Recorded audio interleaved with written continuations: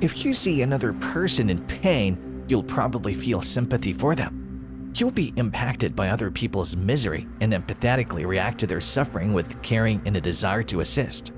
Also, compassion is being accepted of others' faults or disappointments rather than jumping straight to the harsh criticism of their deeds or, even worse, their personalities.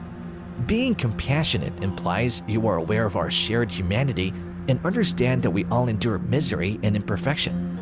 When circumstances are less than ideal, being able to relate to yourself in a way that is forgiving, accepting, and loving is a sign of self-compassion. How do we demonstrate self-compassion? We are aware that it's different from self-esteem and that it's akin to, though less lasting than, self-love. Every day, we pass judgment on things. It's in our instinct to assume the worst or form prejudices. Whether we are aware of it or not, we create them about ourselves as well as about other people. Simple is the definition. We create ideas about ourselves that we refer to as self-judgments. Before we go into this video, please be sure to subscribe to my channel and press the notification button so you get notified when I post a new video. What is self-compassion? We may be kind to ourselves by having self-compassion, and it's a notion that can be experimentally measured. It is made up of 3 distinct categories that Associate Professor Dr. Christine F. operationalized and contributed to the literature on positive psychology: self-kindness, common humanity, and mindfulness. When circumstances are less than ideal, being able to relate to yourself in a way that is forgiving, accepting, and loving is a sign of self-compassion. Self-kindness inspires you to develop and transform in ways that enhance your psychological and emotional health. Accepting that you are just a flawed human being with flaws and shortcomings is what it means to have compassion for oneself.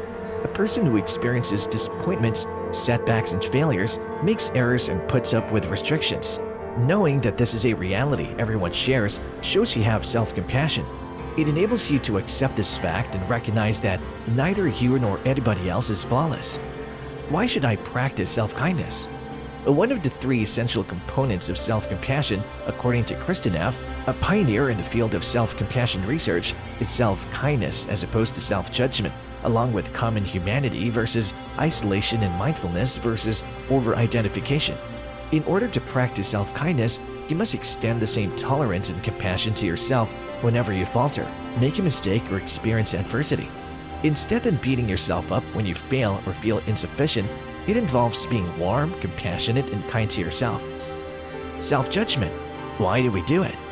One of the key factors contributing to frustration, rage, anxiety, and depression is self-judgment. Most people, however, are unaware of the fact that these painful sentiments frequently stem from their own self-criticism and negative ideas.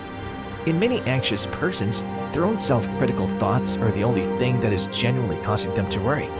Individuals frequently have the mistaken belief that self-judgment will shield them from the criticism and rejection of others. In other words, we mistakenly believe that by condemning ourselves, we would be protected from the opinions of others. Yet, instead of inspiring you, self-judgment will make you anxious, which will paralyze you and keep you from achieving your objectives. Mindfulness and self-compassion. We may become more self-compassionate by noticing and changing our tendency of self-judgment. When we're not conscious of the whispers in our heads, they develop strength and velocity. We can believe these ideas and sensations to be accurate as long as we're not consciously aware that we are evaluating ourselves. When we think, "I'll never amount to anything," or "I can't believe this is happening to me again," using mindfulness, we may be conscious of how we feel and where in the body we experience it.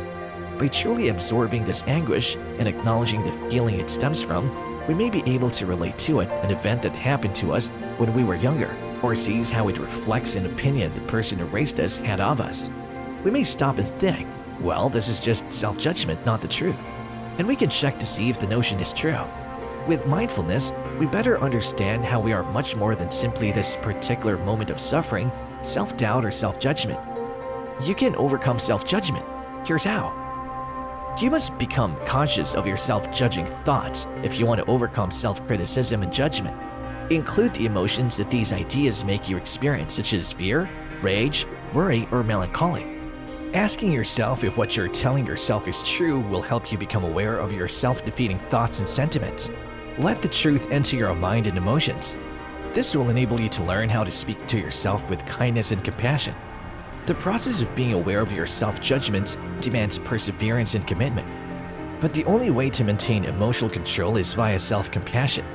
You will begin to feel loved, self-assured, and safe after you learn how to be compassionate toward yourself.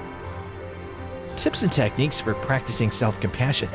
Now that we've clearly understood self-judgment and self-compassions, here are some ways to practice self-compassion. 1. Be kind to yourself like you would a friend. Consider how you would treat people you care about as a good place to start. Hence, even while we can't always make other people's grief go away, we can acknowledge it exists and offer assistance to enable them to go through it and develop. One approach to embracing your shortcomings and reminding yourself that you're not alone in being flawed is to allow yourself to make errors from time to time and give yourself permission to be human. This means treating oneself with the same respect and compassion that you would for others. Even if we're first hesitant, these actions, along with gentle, forgiving words, including expressing terms of fondness to oneself, can help us sense self-kindness. 2. Increasing self-awareness. Some methods involve increasing our level of self-awareness and engaging our inner dialogue. Being conscious of our internal narratives is a good place to start for altering our self-talk, as opposed to beating ourselves up for beating ourselves up. Use the releasing statements form. Perhaps you've never been a big believer in affirmations. If so, you might want to attempt what is known as releasing assertions informally. They draw on the idea of detached non-judgment found in mindfulness and are closely linked to, if not the same, as mini exercises in self-forgiveness.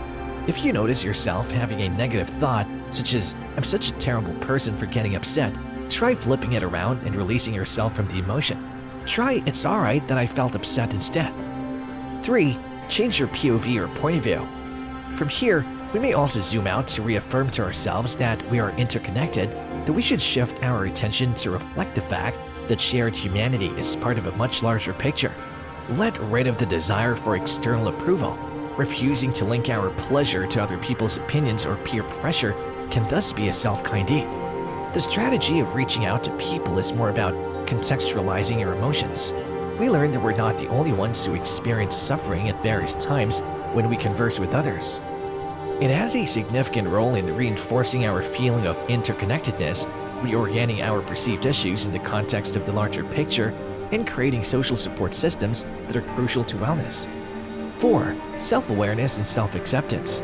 Attempt self-acceptance, which is accepting both your apparent character flaws and your assets.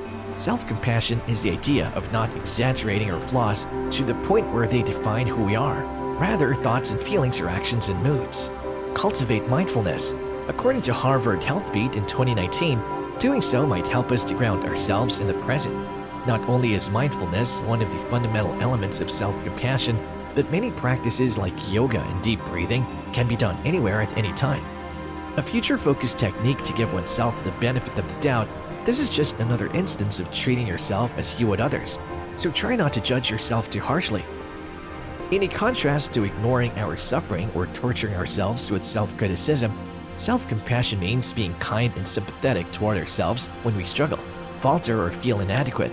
Self-compassionate persons prefer to be kind to themselves when presented with painful experiences, rather than getting furious when life falls short of predetermined standards, because they understand that being flawed, failing, and suffering life challenges is unavoidable. Individuals do not always have the ability to achieve their goals. When the truth is rejected or resisted, suffering in the form of tension, annoyance, and self-criticism rises. More emotional calmness is felt when the truth is embraced with compassion and goodwill.